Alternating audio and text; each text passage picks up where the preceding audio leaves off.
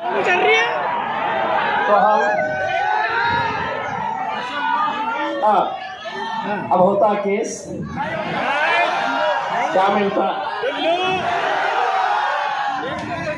इसीलिए आज ये वक्त की जरूरत है। जिस दौर के अंदर नौजवान बच्चों का कत्लेआम हो रहा है, मेरे साथ हमारे वर्किंग प्रेसिडेंट जनाब डॉक्टर गफ्फार कादरी साहब हैं।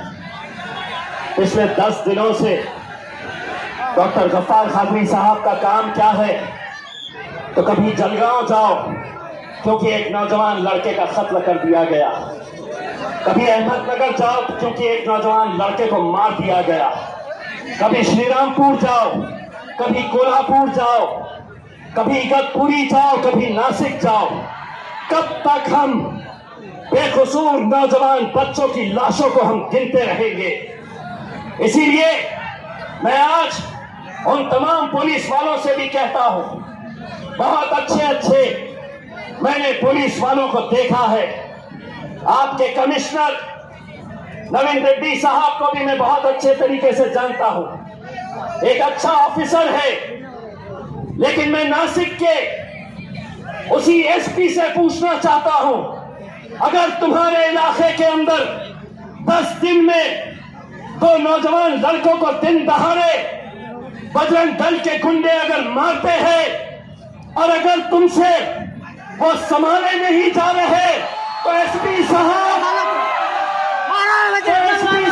अपनी वर्दी उतार दीजिए, तुम उस वर्दी के लायक नहीं है। हम इज्जत करते हैं पुलिस वालों की, जो सही तरीके से, हम कभी ये नहीं कहेंगे अगर जिस दिन इम्तियाज जलील कसूरवार है तो पुलिस वालों ने इम्तियाज जलील पर भी एक्शन लेना चाहिए।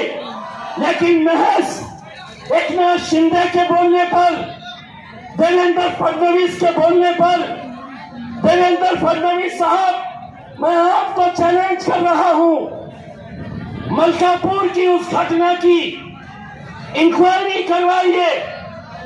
मैं आपको दावे के साथ कह रहा हूं, किसी ने कोई गलत नारा वहां नहीं लगाया। एक मीडिया वाला चलाता है, उसका देखकर दूसरा चलाता है, उसका देखकर तीसरा चलाता है, और फिर प्रतिक्रियाएं देना शुरू हो जाती है। भारतीय जनता पार्टी के एक वो नेता है, तोतला बोलता, क्या नाम है उसका, किरीट सोमैया, त्यांच्यावर आम्ही कारवाई करणार। हे तोतल्या, पहिले इन्क्वायरी कर, तुझी सरकार आहे, शेमड्यासारखा बोलू नको। अगर तू समझ रहा है कि जबान तेरे मुंह में है, तो तेरे जितने प्यादे हैं उनको लेकर आ किसी स्टेज के ऊपर और हमारी जबान का मुकाबला कर। अरे हम दोनों वहां पर 300 पर भारी है, अल्हम्दुलिल्लाह। किस खेत की मूली है? लेकिन जिसको मौका मिल रहा है, समझ रहे हैं कि इनके आगे कौन है, इनके पीछे कौन है, इनके तरफ से कौन लड़ने वाला है। कोई नहीं लड़ने वाला है, कोई नहीं लड़ने वाला है। ये तुम ही लोग हैं। कभी अपने गिरेबान में झांक कर देखो, इस शहर से, इस जिले से जिस खासदार के लिए तुम लोग अपने घरों के बाहर निकले थे, क्या मिला तुम्हें बदले में? क्या मिला बदले में? कितने लोगों ने उसे वोट दिए थे? कितने लोगों ने दिए थे? कहां है वो लोग जो कहते थे कि नहीं, हमको सेक्युलरिज्म को जिंदा रखना है? लो, क्या मिला है तुम्हें हिस्से में, बदले में? अरे जो तुम्हारी खासदार अपनी धार्मिक किताब को राजनीति का एक मुद्दा बना देती है, तो सोचो उसकी सोच कैसी होगी।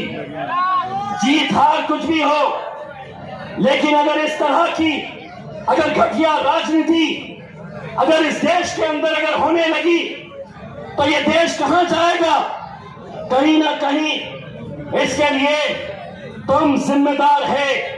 कहीं ना कहीं कुछ जिम्मेदारी उठाओ। और मैं तो असद साहब को कह रहा हूं कि असद साहब इजाजत दे दो। एक बार मैंने विधायक औरंगाबाद से जीता, दूसरी बार अल्हम्दुलिल्लाह इनकी दुआओं से मैं दिल्ली तक आ गया, सांसद बन गया। अगर आप इजाजत दें तो मैं यहां से आकर लड़ लूं और फिर उसको बताता हूं कि कैसा आज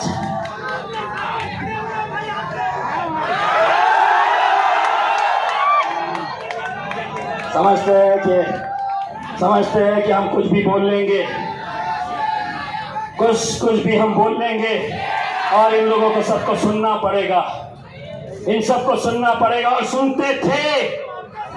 सुनते आए हैं पिछले 75